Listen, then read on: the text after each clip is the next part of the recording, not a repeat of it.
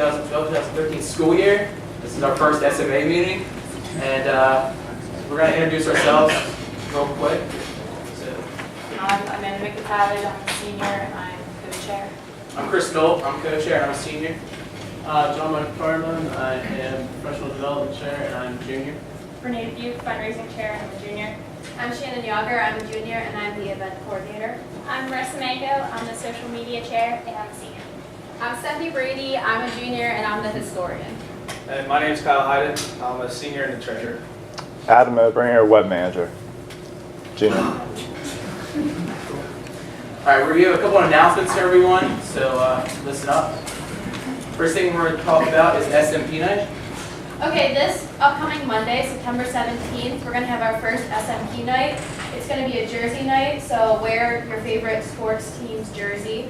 We're just going to hang out in Building F in the great room on the second floor, watch football. We're going to have a bunch of food. I sent out emails to the mentors and to all the freshmen.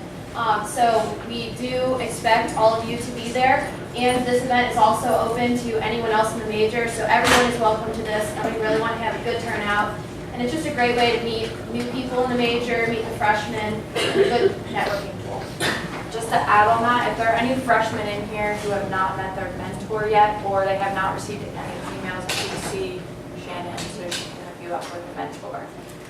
The next thing we're going to talk about is the barbecue on Thursday, September 20th. It's from 4 to 6 in the ski lodge.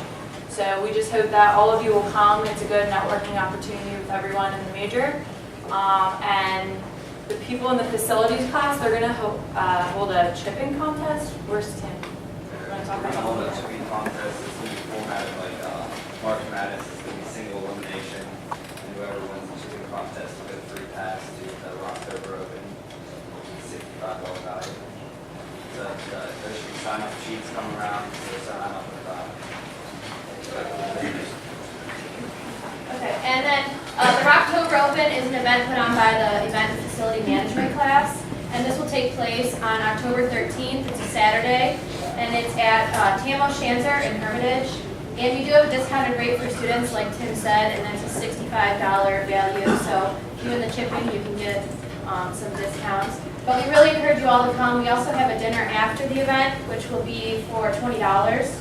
So if you're interested, we'll be sending out an email in the future. We also have a Facebook page, so look for October Open 2012. The $65 fee covers your golf, your lunch on the turn, and the dinner. So if you just want to attend the dinner separately, then it's $20. It's not $65 and then $20.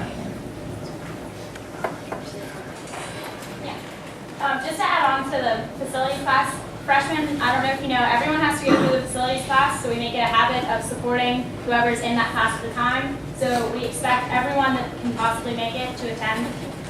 We're also going to have a basketball tournament on September 30th. It's going to be a 3-on-3 tournament. You can get 4 people on a team. It's going to be $5 per team to sign up. It's just sport management majors, so it's just for all of us to kind of get together and have a fun activity. It's September 30th. It's a Sunday from 12:30 to 4. And it's going to be a round robin, and then we're going to have a playoff series. So there is going to be a winner of the tournament, and you get bragging rights until our next event. Okay, keep an eye out on your emails. I'm going to send out a survey based on apparel sales for this fall. Just kind of what kind of quality you guys would want or anything like that. So be checking your emails, and we'll get rolling on that. And then Landmark, also keep checking your emails. We've already had 2 training sessions, and I've heard through the grapevine that some people are not finding out about these, but you have to check your emails because it's the only way I can get a hold of you. I'll be sending out the entire schedule from September to December for the Landmark events that we can work. If you haven't been trained, there will be other training sessions, so just check your email, and that's how you'll find out. And just so everyone knows, our next SMA meeting will be October 11th. Do you have any faculty announcements? I have one. If you have not as yet paid your SMA dues, please submit those to me as soon as possible. There are about 15 majors that still have not done so. I'd appreciate that. Bro? Dr. Abney? Yeah. Okay. We got a better picture than that.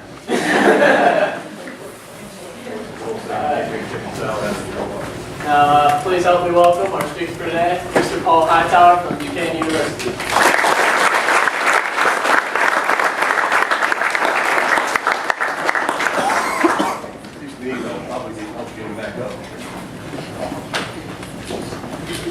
I just want to thank you for having me. I want to thank John for getting in touch with me and having me down. We tried to do this last spring. We couldn't work out a date. If you're looking at your calendar, I wish you had invited me back to one of those social events. I would have done much better at that than I will at this. I was told this was the first meeting of the year, and so I'm kind of setting the bar. So I don't know which way it's going to go. So I'll try to make sure it at least doesn't go down too far after this. September 11th, I'm guessing all you guys were in elementary school when that day happened. Everybody remember that day? Remember who told you and how you found out? My guess is I'm probably the only one in here that found out from Howard Stern. Radio just got listening to the radio. I have trouble admitting that to my dad still, because he was, Howard Stern, my dad's listening to it at that time. Talking with Johnny told me he wanted to talk about, just my background and how I kind of work with the chain, and then we'll talk about the profession. You guys are really, really lucky compared to me, I think. Back in my day, I'm starting to sound old. I graduated from college or high school in 1979 and went to college. There was no such thing as sports management programs back then, or at least when I went to school, and I hadn't heard of any. So a lot of it was just on-the-job training. My undergraduate degree was in recreation administration, which was kind of that field. It was more kind of geared toward the public recreation sector and a therapeutic recreation sector. I have a background in that a little bit. But there was no specific sports management major or sports marketing major that really got you a lot of hands-on experience. How many people in here have changed their major already at Slippery Rock? Oh, wow, might be more than that. I actually made a major out of changing majors, I think, at Radford University. I started out wanting, this goes back to why I was listening to Howard Stern that day. Back in 1979, there were no iPods, no digital music, you had to play records. So I thought, wow, be a DJ. You play music for 4 hours a day, go out and do a public appearance, work a party, play music. Obviously, you're seeing how my approach to classical at times too. But I did that for a while, and then growing up, my best friend was deaf, and I knew how to sign pretty well. So I got this thing one day, I want to teach the deaf. So I switched to speech pathology and audiology, and thought I was going to go work at Gallaudet for. I spent actually 2 years doing that.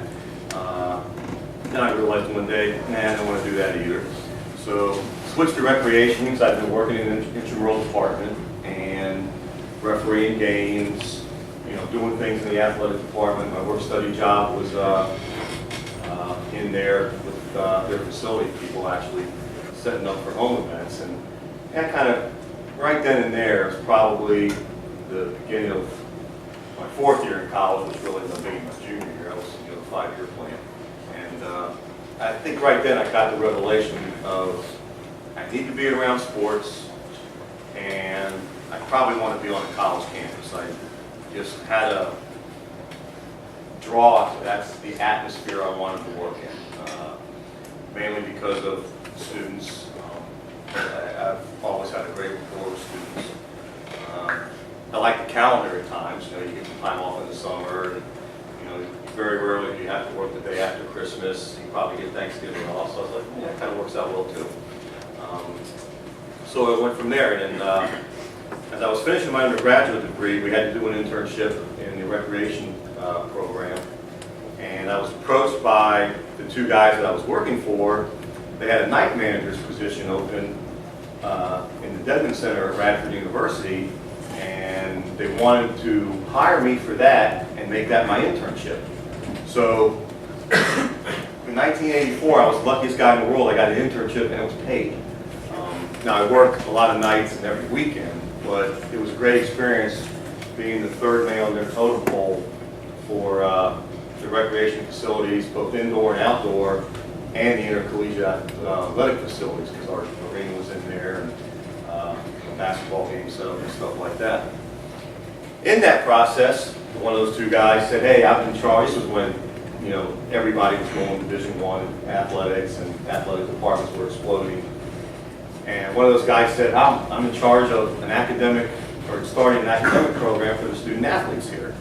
Will you be my grad assistant for that? And as usual, you know, I got lucky again, so I was going to get grad school paid for, get a stipend, and get even more experience. I kind of dived right into that, the academics. I don't know why it became a great love for me at that time, but just, you know, working with the student athletes on a daily basis, you know, kind of being big brother / father, mentor, somebody that was, you know, a couple years older that, you know, could offer some advice, and it just clicked. It clicked with me, it clicked with the student athletes. To this day, I still stay in touch with a lot of them, and we set that program up from scratch, just, you know, how we were going to deal with tutors, study halls, how we were going to deal with recruits, learning support if somebody needed help in an area. This was back before some of you know, the different labels came out with, you know, learning disabilities and ADHD, so we, you know, talked through that, things like that, but I just fell in love with it. At the time, I was working 5-star basketball camps for a guy named Howard Garfinkel, doing things like that, so I, you know, got to network there, and I'll touch on networking in a little bit, but I got to know Gino Ariama, who, you know, was the coach of the women's basketball, the Olympic team this past year, and the coach in Connecticut. Got to know him, you know, we befriended each other, hung out for the weeks that we did camp. Then I get a call one day from him saying, hey, a coach at St. Joe that you talked to last summer about the academic advising program that you're doing at Radford, they want to start that, and he'd like to talk to you and want to know if you're interested in it. Boom, boom, boom. Luck being what it is, in a matter of a couple weeks, I'm packing up a van, a little quiet, tiny, safe Radford, Virginia, and driving to Philadelphia, Pennsylvania. What eye-opener. I got my master's in counseling and student personnel, and went up there and started their program. And it's really, really good. I've noticed that if you start a program, you're never judged against somebody before you. They can never say, well, John did it this way, Carolyn did it this way. I never had to hear that, so I was very, very lucky. So when I made mistakes, I never got compared to anybody, which, you know, has its pros and cons. So I got the program started there. I had worked at Radford for 3 years, and then worked at St. Joe for 3 years, and then working at a Catholic school. And we'll touch on this in a minute too, the pros and cons.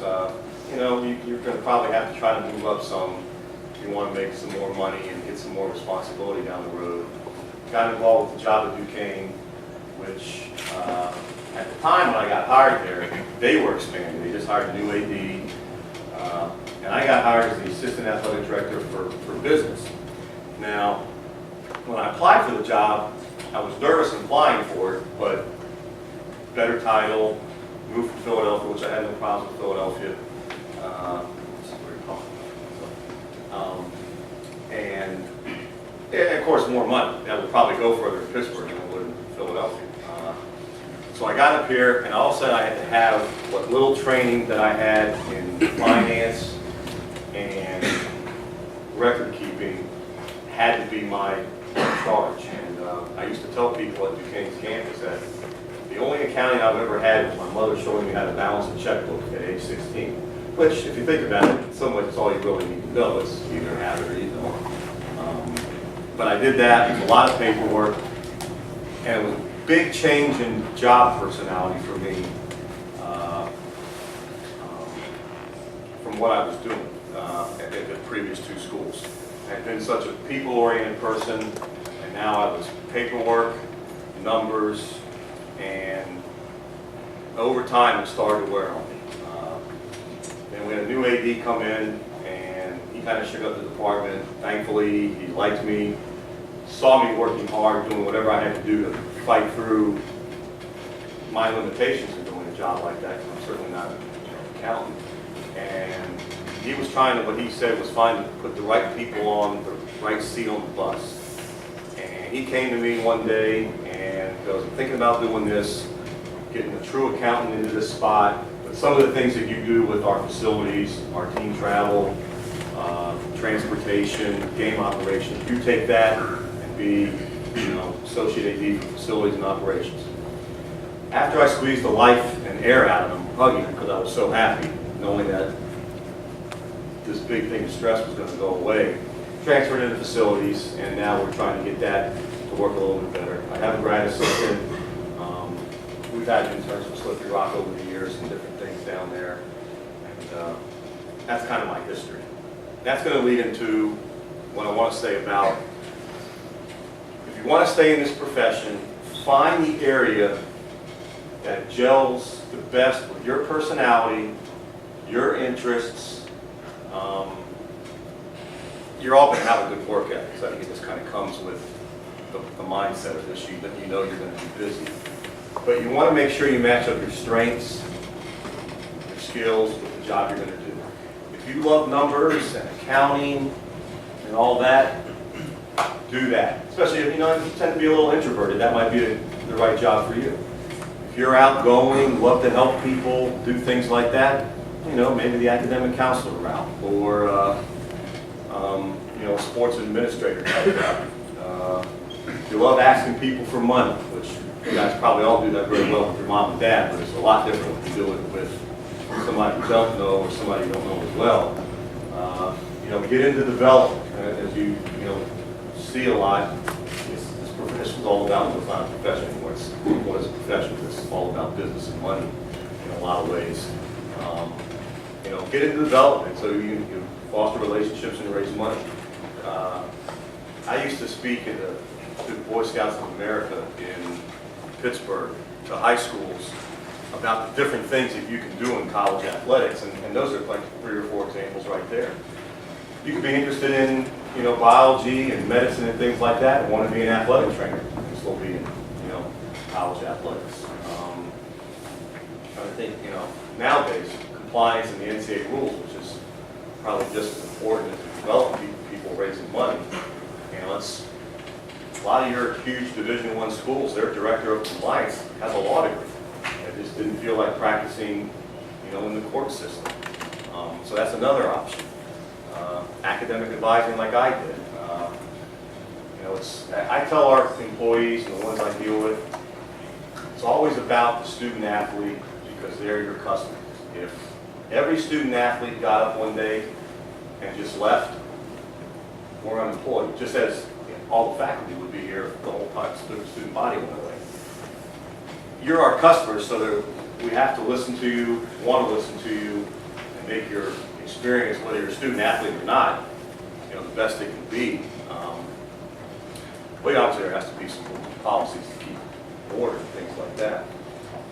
So follow that passion and make sure you get the spot that matches your skill. So when you get out of bed in the morning, it's easy to drive to work. I'll be honest with you, my last 5 years doing that business part of how we had grown, it was kind of easy when I first moved there. We didn't have wrestling at the time, we didn't have a couple other sports. We expanded, more full-time coaches, more paperwork, more compliance, and the stress just kept mounting and mounting. And I fought through it. At the end of each budget year, I was an emotional wreck. I'd go from 200 pounds to 180, which is a good way to lose weight if you need to lose weight, but not a healthy weight. And then when I finally made that switch, I was like, wow, I'm still in this profession.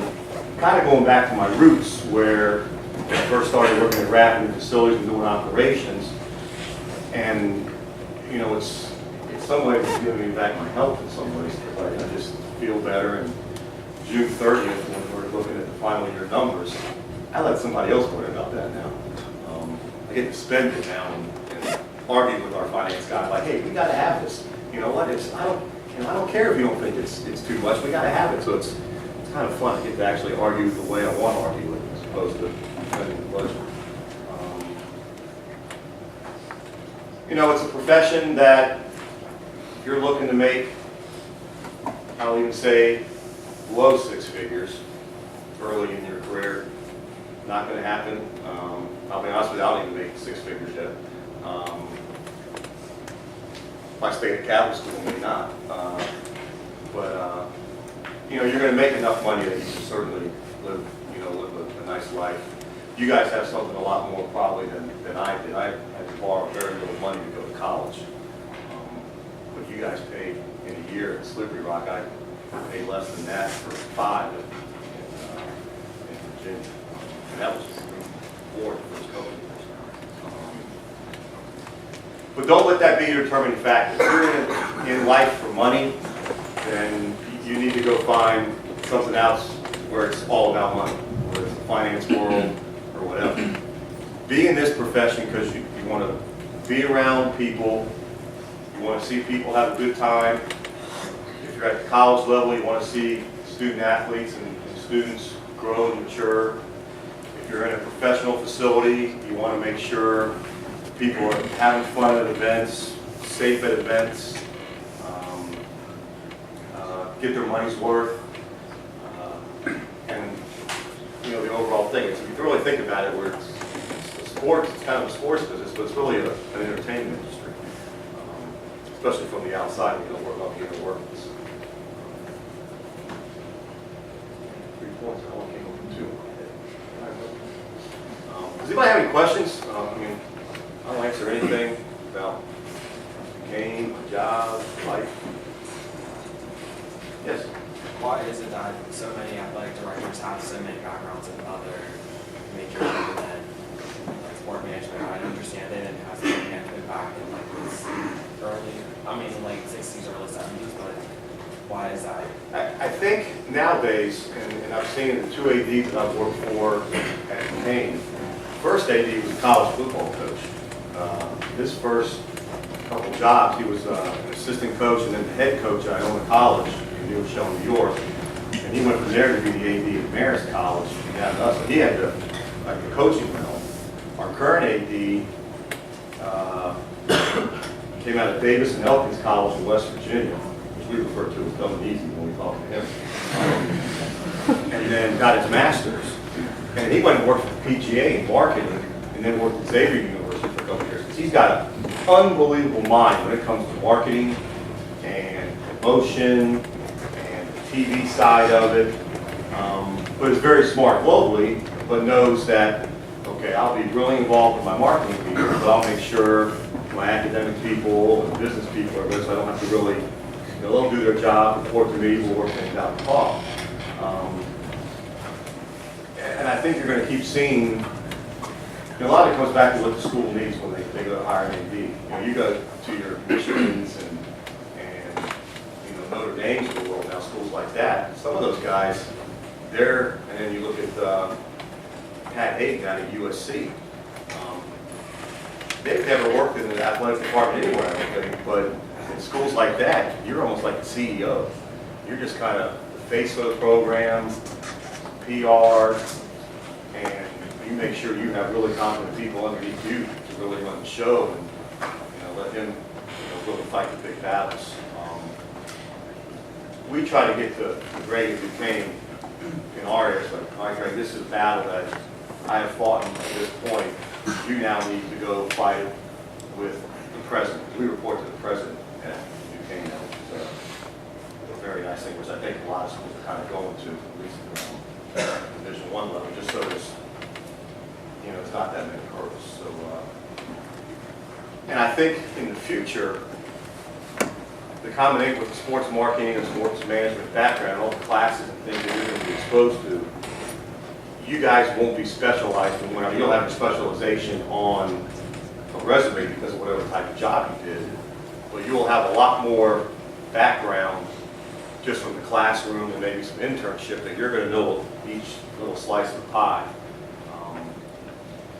Like I said, Greg, huge part of the pie in marketing, but his years at Xavier, he probably knew about the academic part of it, but never really knew the inner workings.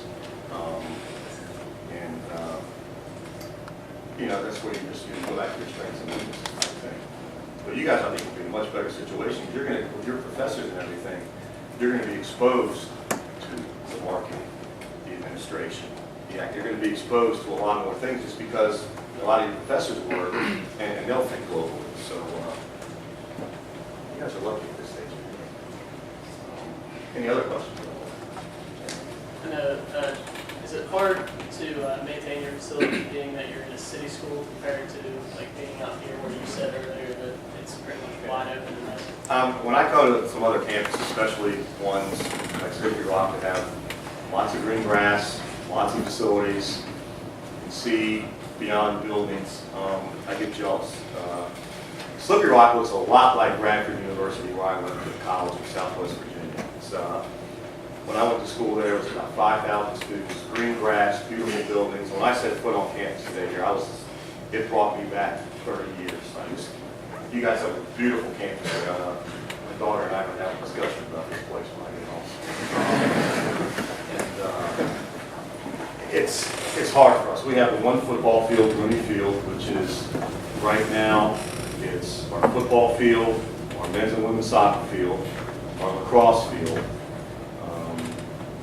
A typical day right now, lacrosse will have their fall practice from 1 to 3. Football goes on from like 3 to 5:30. And then the two soccers will go 6 to 10. One will go 6 to 8 one day, and 8 to 10 the other. So it bothers me that we have student athletes having to practice from 8 to 10, just from the student athlete experience. Once we get into the meat of the season, those nights are cut back a little bit because somebody's always traveling and having a away game or something like that, so they can kind of get that early practice. But it drives me nuts because you guys well know, you're doing something from 8 to 10, whether it's studying or a game or something. It's hard to go back and key out in an hour or two and go to sleep. I was in a meeting off campus last night. I got home at 4 to 10, finally ate dinner. I'm still watching Food Network at 12:30 because I was so charged up. So we're very limited at Duquesne in some ways with facilities. Right now with our Colombo Center, we have both basketballs doing their out-of-season practice and volleyball using it for practicing games. And the schedule's very full. We have a back gym and we split the curtain, and somebody will practice on one side and someone will do something on the other.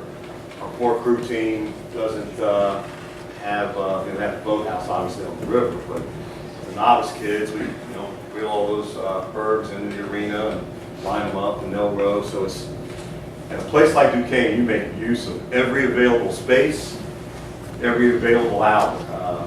You go to schools like Florida and Florida State, there's a lacrosse stadium that's used only for lacrosse. And that's the difference between a mid-major school like Duquesne and St. Joe's and LaSalle and a major school like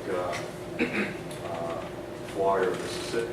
I mean, even Pitt has facility problems. They built beautiful soccer field and beautiful baseball stadium, but they still, there's nowhere really for track practice. They go over to CMU every day, and I know that because our kids go over to CMU every day. We're in the same situation as them. You're going to be creative if you're in facilities, and you have facilities that are shared by teams. And it's very important in the hiring process with that to make sure you hire coaches that know that up front. We hired a women's soccer coach years ago who played at North Carolina. She didn't lose a game for 4 years in college. Certainly a good person, but she was difficult to deal with. And after 2 years, with how she dealt with some things, AD decided to part ways with her. And one of those things was probably some of that mentality. So we make a great point when we bring people to campus to show them the whole lay of the land. And we're certainly better at Duquesne than a lot of businesses. Don't think I'm preaching poor here. We're in great shape. We have great facilities that just happen to be used a lot by multiple teams. But we make sure now those coaches, and this is probably true of anybody you hire, make sure you tell them everything about the job so there's no, when they come in, you didn't tell me that. And then that kind of makes you butt heads right from the start. Be open with how you deal with people. I do that with everybody I work with, whether it's a freshman student athlete or the president of Duquesne when I'm dealing with the hockey club and issues with that years ago. Just be open, tell the truth, man. Don't say anything. Tell the truth, it's less to remember. Start lying to that stuff. Yeah, yes. How have your plans changed with the changing landscape of the A10, with new teams coming in and, you know, having to deal with different, compete with other schools? That was interesting this summer with the whole thing with Butler and VCU coming in, and then last minute saying, well, we're going to come this year. Our volleyball schedule, men's and women's soccer schedule was thrown out the window, and the factor in Butler and VCU in those matches. And we had an issue at Duquesne where our main arena was already on hold for a parents' weekend event, so our volleyball team was on the road. And that came about right after the new schedule came out, because it was open at that time, and all the craziness, it never got communicated to the Atlantic 10 that, like, we can't have anything this weekend. It was open under the old thing that we submitted, but, you know, then it was just created chaos, so they had to do some more changes. It created a lot of chaos with, because teams had their team travel set up. We had facility schedules ready to go, and there was about a 2-week period where men's and women's soccer and volleyball are canceling a hotel somewhere, you know, finding a new hotel in a new city.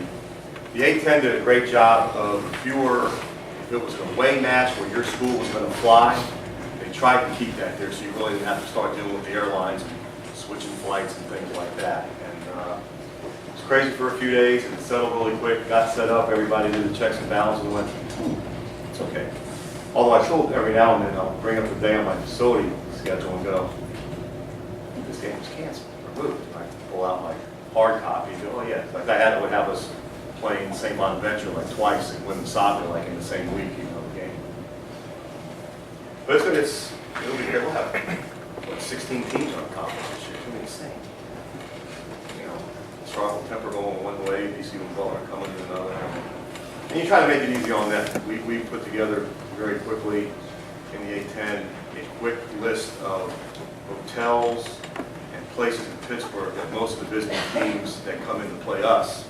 We got that out to VCU and Butler, so they didn't work just surfing on the web for a hotel and would say, hey, teams that come in for these sports, you can stay here.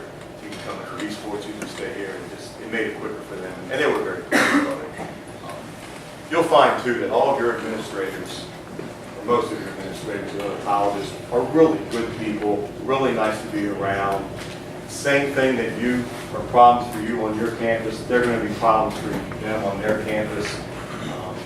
Back in the days when I was an academic advisor and I'd go to the annual meetings and convention, I left there feeling so good, thinking like, man, we're doing all right in St. Joe compared to some of these places. And you'll find them to be just very genuine people that you'll have very close, lifelong relationships with. I stay in touch with a lot of people I work with back in local field. Any other questions?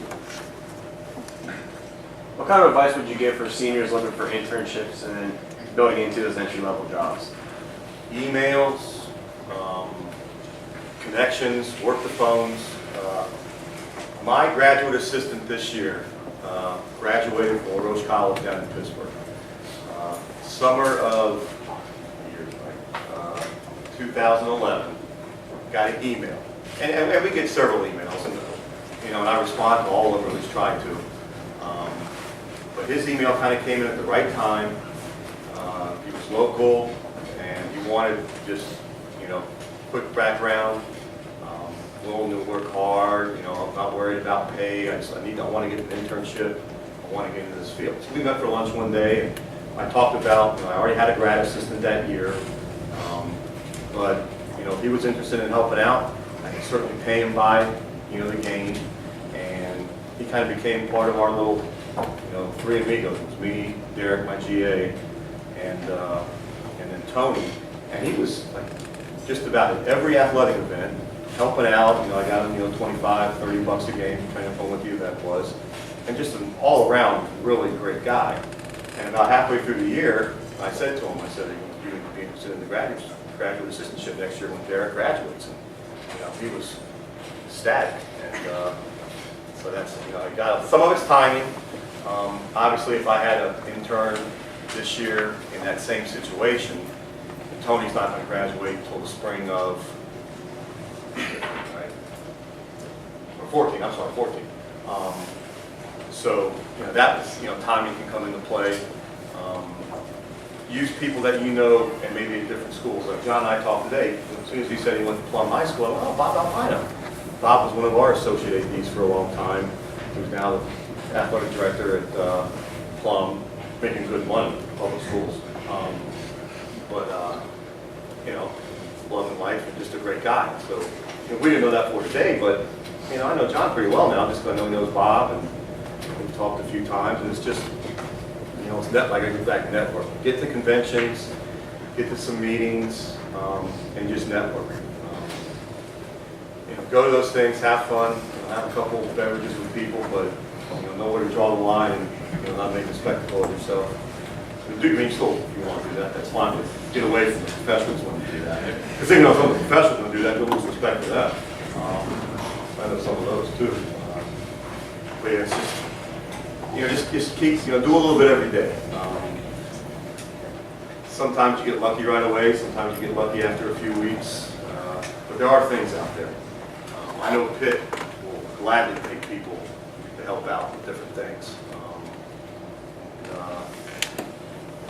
Just for example, picking up the phone networking. When we hosted the NCAA tournament this year, I was in charge of a lot of our the game operations, and got an email out of the blue one day from an assistant facility guy at Pitt named Blair Dunkel, and emailed me back. And boom, next thing I know, he was helping me. He did the band setup. He stood out.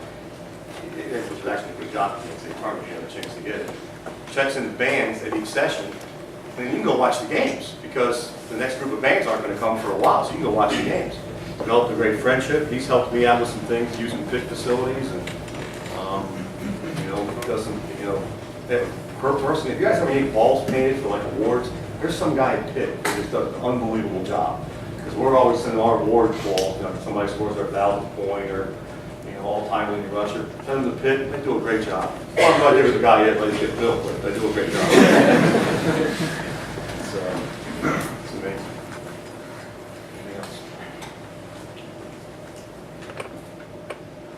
Well, I've enjoyed this very much. I met one of your professors back there when I came in. You guys seem like you have a very, very good faculty here. This is what a pretty campus. Next time, though, if I meet up to one of those social events. But enjoy yourself. Good luck with everything. Work hard.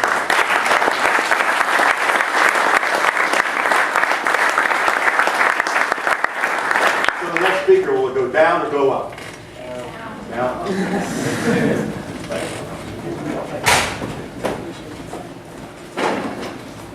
I'll hang around for a little bit too if anybody has a question, wants to go on or anything.